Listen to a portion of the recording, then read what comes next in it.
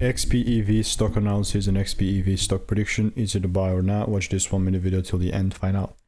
As I'm looking at XPEV, sitting a good 12% gains for the day, and this is how it looks like right now.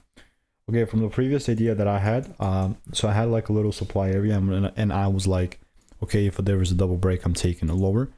That double break is realized only if we broke below these lows like this, and we never did that. So no positions taken, nothing. I'm gonna get rid of all this and just zoom out and see where we are here.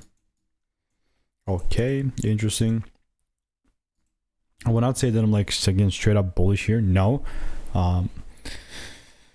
I'm still really open to the bearish idea. So if there is, because we have some gaps here. So if there is this double break confirmation met again, then and only then I'll still take it lower. And if it's not met, then what the hell am I doing here, shorting this thing? That's why I'm waiting for that.